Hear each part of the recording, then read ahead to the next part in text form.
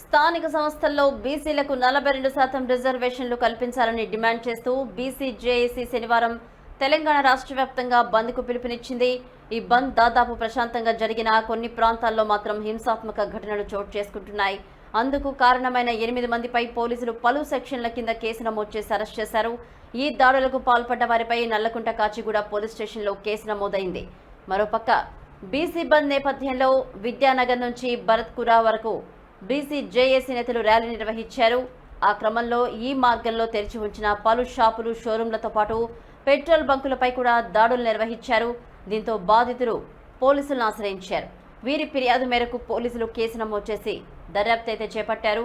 అందులో భాగంగానే ఆ పరిసర ప్రాంతాల్లోని సీసీ ఫుటేజ్ను పరిశీలించారు పోలీసులు. నిందితుల కోసం ముమ్మరంగా అయితే గాలిస్తున్నారు. అందులో భాగంగా శనివారం అర్ధరాత్రి ఈ హింసాత్మక ఘటనలకు బాధ్యులను పోలీసులు అరెస్ట్ చేసి రిమాండ్కు తరలించారు.